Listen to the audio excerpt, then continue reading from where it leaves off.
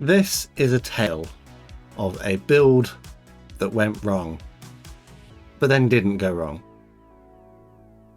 if that makes sense.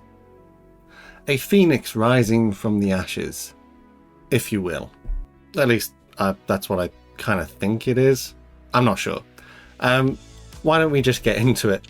Welcome back to the workbench. I'm Matt. This is Model Minutes, and today I'm building the Mistercraft XFY-1 Pogo in 1/72 scale. Let's get this down on the workbench.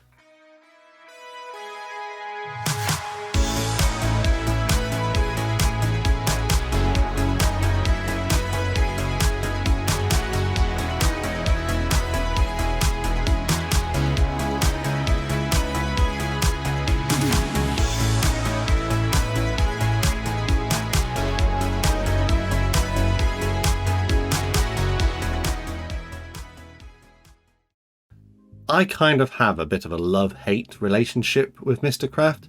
I love that they do really interesting kits, things that are maybe a little bit more obscure, but there are a lot of elements about the Mistercraft kits that I really struggle to enjoy. So I'm sure as we go through this build, we'll all experience this together. As usual, I'll put a list of the paints that I used during this build on the screen now to give you an idea of the kind of things you might want to go and get if you fancy having a go at this one for yourself.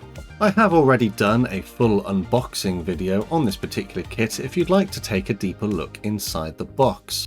In this video though, I'll be focusing on how it builds up and what it's like at the end. As is quite typical, I'll use my side cutters to remove the various parts from the sprue, and then sand the various amounts of flash and rough areas using a sanding stick. The parts are moulded to a reasonable quality, but there is some flash in places and the odd sink mark. But Mistercraft is still using that slightly chalky plastic that I'm not a massive fan of. There are some cockpit details included in this kit, and I'm going to use Tamiya Extra Thin to assemble them. This was a little bit fiddly, having to add various elements on top of other ones, but after some work, this rather simplistic cockpit representation is pretty much done. I did feel as though there were too many elements to build up the various parts of this cockpit when they probably could have just been moulded as a single entity. For example, this chair needing its sides added separately is an unnecessary step in my opinion. Having done that, I installed the rear bulkhead for the cockpit inside of the fuselage half, and then added this other panel here. I'm not entirely sure what it does, or even if I got it in the right place. The instructions in this kit are less than optimal, and I will discuss them a little bit later. There are some extra cockpit details which can be added, such as these little control panels on the side walls, and then with that done, the main cockpit assembly was installed into the correct place. And now it's time to prime. So I'm using Humbrol No. 1 Grey acrylic primer, and this was applied to the internal areas of the aircraft. A couple of thin light coats was sprayed onto these areas, and they should give a good key for any subsequent paint that I need to apply. Vallejo Matte Black was used on some of the various cockpit elements that required it. I did pick out the control column and rudder pedals in Vallejo aluminium. And with the cockpit done to a basic standard, and let's face it, it's going to be basic unless you start scratch building stuff because it doesn't feature a great deal, nor does it feature a pilot for that matter. The fuselage halves were then glued together, sandwiching this cockpit assembly. I think it is probably worth pointing out that if you want to have your propeller or contra-rotating props be able to freely rotate, they should have been installed at this point before you glued together the fuselage, but I'm not worried about that. I'm just going to crack on and add that last, because I think it'll just be easier to paint it that way. These air intakes are glued into place at the front of the aircraft, and so too are the engine exhausts at the rear. The tail surface comes in two parts, and this needs to be glued together before it can be added onto the model. The small wings also come in two halves which need to be glued together before they too can be inserted into their slots on the relevant sides of the aircraft. There is an air intake component which needs to be glued onto the bottom of the model. It's not entirely clear where this goes, but I used my best guess. I then glued these probes onto the mounting points on the wings. And then the 4 little wheels, they're more like casters, which protrude from the end of each wingtip. This was supposedly where the aircraft would land in its vertical takeoff and landing roll. These were a little bit delicate though, and I did have to take care of them. And now I can move on to the prop. The prop assembly is a little frustrating because the blades come as separate parts, which I'm not a big fan of, but it wasn't too difficult to get them into the correct places in their mounting locations. Having assembled the first layer of the propeller, the spinner can be added, and then the second layer of the counter-rotating prop can be added. As mentioned, mine won't freely rotate anymore due to the fact that I've glued it all solid. For the cockpit canopy, I'm masking this using my normal method, which is to apply tape to the relevant areas and then cut around it using a sharp knife, using the cockpit canopy lines as a guide. Having done this, the clear parts were glued into place on the cockpit using Humbrol Clear Fix. This glue should dry clear and strong without fogging up the plastic. However, it is a little stringy, so you do have to be careful with its placement so you don't make a mess. And now it's time to prime. Again. So the entire aircraft and propeller were now given another coat of the Humbrol Grey primer from before. This is primarily because I haven't washed the plastic and I wanted a paint that I knew would stick to it in order to form a key for the next layers. And the paint that I'm using next is this Hobbycraft black spray paint. I have used this previously without a primer and found that it flaked off. So in this case, the primer should help it stay in place. Having painted the main aircraft and propeller assembly all in black, the areas that I want to remain black were then masked with some masking tape. This is the anti-glare panel on the nose and some areas on the tail. The aircraft was then sprayed with Humbrol 56 aluminium. I've used this paint before. I wasn't massively impressed with it, but seeing as this is a bit of a cheap kit, I thought I'd use it up on this one. I do find the grains inside this aluminium paint to be a little bit too large for the scale that I'm working at here, but for the purpose of this kit I think it'll do enough. And when that paint was dry, some Humbrol 135 satin varnish was then sprayed onto the aircraft as well, in preparation for the transfers. And speaking of the transfers, Mistercraft has a bit of a track record for not having the best transfers in the world, being, well, not always necessarily the right ones included in the kit, or generally the printing being a little bit bad, but mostly the problem I have is that they just fall apart, and that's a bit of foreshadowing for you. But to try and prevent them from falling apart, I'm going to use some micro-scale liquid decal film. This liquid decal film is a bit like a gel, and when you paint it over the transfers and it dries, it acts as another protective layer, which should help prevent them falling apart. It sort of binds them together. It's almost like adding an extra layer of plastic to the transfer film. With that done, I soaked the transfers in warm water to release them from the backing paper, and as usual I'm going to be using micro-scale set and sol as my setting solutions during this build. First up, the micro set from the blue bottle was painted onto the areas where the transfers were going to go. The transfers, having now released from their water-soaked backing paper, were carefully slid into position. There aren't that many transfers in this kit, so this is a relatively simple and easy process, and at the moment, nothing has disintegrated. With them all applied, some micro sol from the red bottle was brushed over the top to further soften these transfers into the surface details. The plastic does feature recessed panel lines, and I want to make sure that those panel lines still exist after the transfers have settled. Whilst that is happening, I decided to move on to some extra little bits and pieces. So on the prop, I painted the tips yellow. This is simply just some Humbrol 24 trainer yellow, which I had as part of a starter set a little while ago. It's nice to be able to use up these paints on these little projects like this. The little wheels on the tips of the wings were given a coat of black paint. And then with that done, and the transfers now cured, a coat of the same satin varnish from before was applied to the aircraft. And when that was dry, it was time to add a panel line wash. For this, I mixed up some Humbrol blue-grey enamel wash with some Humbrol enamel thinners.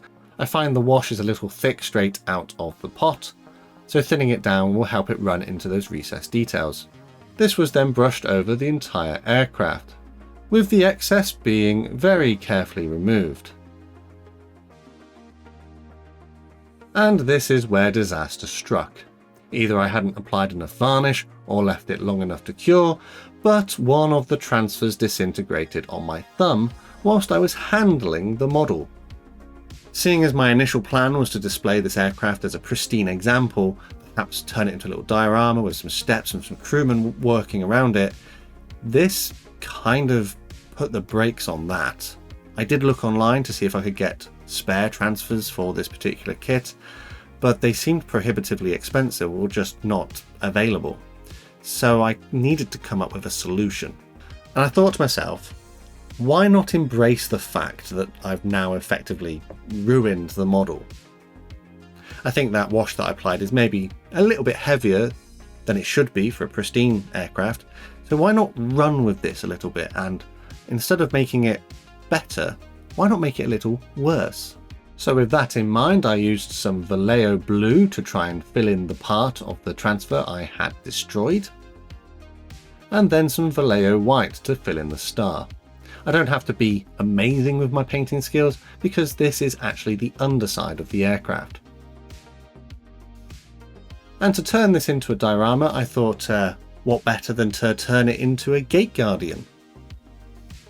So for this, I've got a small, it's like a wooden tray. I got a couple of these fairly cheap when I was in an arts and crafts shop a little while ago, and I've made a stand for it using 2 bits of sprue from the kit which have been glued together in a V shape. These should help support the aircraft. I used some super glue to put these into a good position on this display base. Then I used some matchsticks which would mark out the footpath around the Gate Guardian display. I sprayed this display base in black off camera and then mixed up some generic brown paint with some PVA glue. This was painted onto the areas where I wanted grass to go. And then I applied some of this foamy grass flock, varying the shade around where I think the aircraft would be. In the middle, I thought it would be in more shade, so it would have a less vibrant colour, and then towards the outside, where the sun could get to it, it would be a little brighter. Making sure, of course, to capture the excess so I can reuse it. I then used some Vallejo Surface Primer Grey to paint the area which I wanted to be the footpath. And some new products that I've purchased in order to try out is some of this Dirty Down Rust and Dirty Down Moss effect. The reason I can afford to get products like this as part of my build is thanks to the support of my Model Club members. A massive thanks to these guys on screen. If you'd like to join them, take a look at the links in the description to find out what being a Model Club member gets. I'd like to take this moment to welcome my latest members to the club. They are Eugene Wade, Swiss Dog Modeler, Spitfire, Modelers 2000 and Darren Hall. Welcome to the club. Honourable mention to Crazy Loca for some of his generous donations of memberships to the club recently. Thanks so much. But anyways, back to the build. I find with these rust and moss effects you have to really mix them, otherwise you're not going to get the effect you wanted. But they are water soluble, so if you do get it a little bit wrong, you can go back and make a wash out of it or remove it entirely with water. It can be reactivated if necessary. So I then went to town using these rust and moss effects on the support arms of the aircraft and also the aircraft itself to try and give the impression that perhaps this aircraft has been outside and a bit neglected for quite a long time. I tried to think about where perhaps the rust would have formed, if there would have been any, and if moss would have grown in certain areas. perhaps due to the catchment of water. And I know that potentially rust may not be the right kind of degradation for an aircraft which wasn't made out of steel, but I'd like to think that this represents some sort of corrosion at the very least. I had to make sure that the cockpit canopy was also going to be suitably weathered, so I removed the tape, and taking inspiration from images online of other clear canopies which have been left out in the rain and the weather, I applied moss effects to this area as well. When this was all done, I glued on the propeller and then glued the aircraft onto its display stand on the base. I finished off the build by adding in some figures which were 3D printed using the Creality Halot Mage Pro, which is an 8K printer. The files for these figures I found online and I'll link below the video. I painted these figures using a variety of Army Painter speed paints just to save time. And to finish this build off, I thought it would be fun to include a small squirrel, who perhaps has made this aircraft his home. This was a white metal animal, which I had from my 00 gauge scale modelling days. And with that, I'm calling my build of the Mistercraft Pogo in 1/72 scale complete.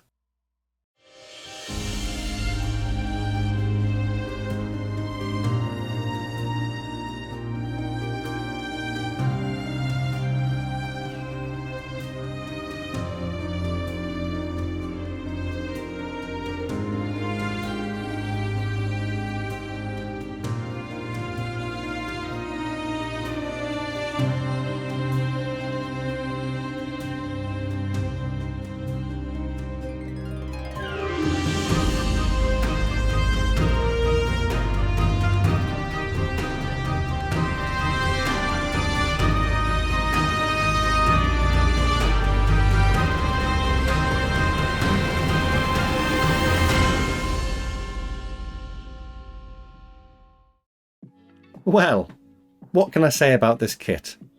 There are some reasonably nice features about it. It is an interesting subject nonetheless, but it does suffer. As with most Mistercraft kits, it does suffer. I can't wholeheartedly put, the blame on Mistercraft for the transfer disintegrating, because some of that does come down perhaps to the fact that maybe I didn't leave it long enough, or I handled it too aggressively when I was applying that wash, or perhaps even the wash reactivated it in some way. But it's something that I haven't experienced with other brands, and Mistercraft are already well known for their transfers disintegrating as soon as you put them in water. So although I tried to do everything to mitigate that problem, it was still a problem. I think that I managed to overcome the problem and turn this, I would have said it was like a ruined kit into something that's actually presentable, but at the very least I think I made the best out of a bad situation. So if we talk about the kit a little bit, the kit was originally tooled in 1993, so Mistercraft can't really take credit for the tooling. I've had considerably worse tooled kits in Mistercraft boxes, and Mistercraft is known for reboxing quite typically Eastern European scale models for resale.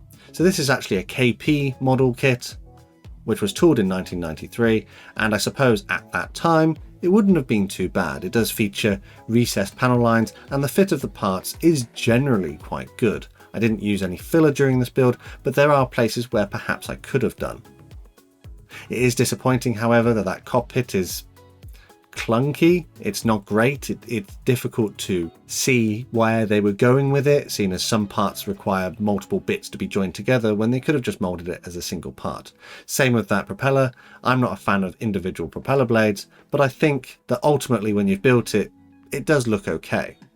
Unfortunately, Mistercraft does use quite cheap plastic, and this was no exception, being a little bit chalky, and at times you could find dirt actually molded into the plastic itself. So then, how much did I pay for this kit? Well, as you can see from the box, I paid £13 for it. And no, it's not really worth that. Seeing as it only comes with one paint scheme, only features 45 parts, doesn't have particularly good levels of detail. The fit is okay, but No pilot, no display stand, the transfers that disintegrate, and the instructions. I mean, I will mention the instructions briefly, but that's like a whole video on itself. £13 for this is...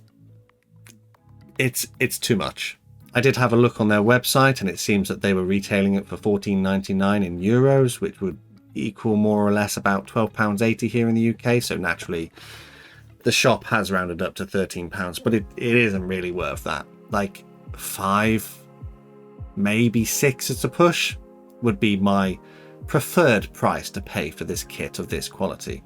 But yeah, let's talk about the instructions. Now you might think to yourself, they're printed in color, which is, you know, it's nice. It is fantastic to see them printed in color. Granted, this is silver and black, so you're not going to get, you know, it doesn't massively matter, but it is a good inclusion, and I do like that. However, let me just read the front of the page to you. So, XFY-1 Pogo, code E65. So there's a little bit of interesting history about the Pogo on the front of the instructions. Let me just read the first couple of lines. The MiG-29 reporting name Fulcrum is a 4th generation jet fighter aircraft designed in the Soviet Union. Developed by the Mikoyan Design Bureau as an air superiority fighter during the 1970s, the MiG-29. So do you see the problem here? There's no information on here about the Pogo. What they've obviously done is they've taken the MiG-29 kit instructions as a Word document and then just copied it and then forgotten to delete all of that. So no history about the Pogo, I'm afraid. Also, I mean, you do get a sprue map, which is handy, but this looks like it's just a photocopy of the actual sprues onto a photocopy machine. And the parts aren't labelled themselves in the kits, like on the plastic or anything. They are labelled here, so you do have to watch out for that. I would also say take the painting instructions here. They've got all the colour callouts with a massive pinch of salt, because it says that we should be painting this aircraft in F, which we know is an aluminium kind of colour, but we come down here, there is no F. The F is missing, but I would presume it'd be between the E and the G. But if you look at it, it says that it's grey. It's a matte grey. So yeah, just take the paint callouts a massive pinch of salt. So it's not just this kit; it's other kits from Mistercraft that I've seen. They have they just pick the wrong colour. They'll even label different colours, have them as different colours, but then it'll be the same name. So there's just a little bit of attention to detail there when they make the instructions. I get that they try to manufacture these kits as quickly as possible, so things slip through the cracks. But unfortunately in this case, there was quite a few cracks. But yeah, on the whole, I'm pretty happy with how my sort of ruined model looks now that it's part of this diorama. I embraced the problem. In my little journal, you can get these on Amazon to help you at your own workbench. It's all laid out in there to keep track of your builds. But it says that it took me 2 days. So despite the fact that I had the problem, I think it was going to be a 1-day build. And then I went to bed, obviously having ruined the problem. And it just came to me like, just embrace it. Just embrace the problem. Make it worse. I mean, don't make it worse, but like turn it into something that looks like it should be a bit tatty. So yeah, I'm pretty happy with that. I have wanted to do more dioramas recently, and I think this has really helped me get to that sort of point. I think though, that's pretty much it for this video. This is a older kit which is suffering in many ways and not really worth the money that you pay for it. A massive amount of care has to be taken when building this one to avoid some of the issues that I had during this build. Ultimately though, I think if you are careful, you could get a very nice looking model out of it, or in my case, if you ruin it, you could get a reasonably nice diorama. Let me know down in the comments what you thought of my build, and if you've got any suggestions for future videos you'd like to see. Also, let me know if my assessment of this kit was fair. Once again, massive thanks to my Model Club members, but if you're not a Model Club member, you can support the channel in other ways. Full information is below the video. But the best way to support the channel for free is by subscribing with notifications turned on so you never miss a modelling upload. Finally though, the last thing to say is a massive thank you to you for watching this one, and I'll see you on the workbench again next time.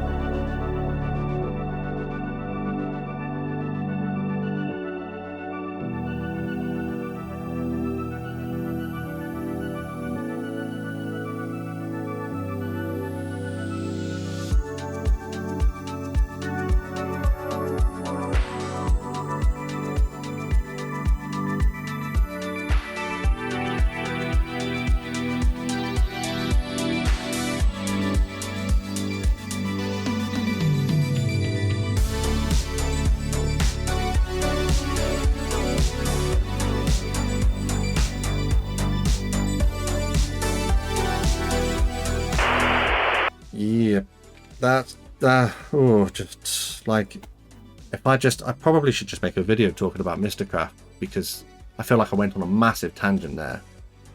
I don't even know how long this clip is going to be. Yeah, maybe I'll put that in my list to do. A video about Mistercraft. Which would be my mark. So I then reactivated in a... It is react... It can be reactivated if needed. I must... But yeah, let's talk about the transfers. These are not transfers, these are instructions. Right, well, I think I've spoken about everything. Where's my mouse gone? There it is. And stop recording.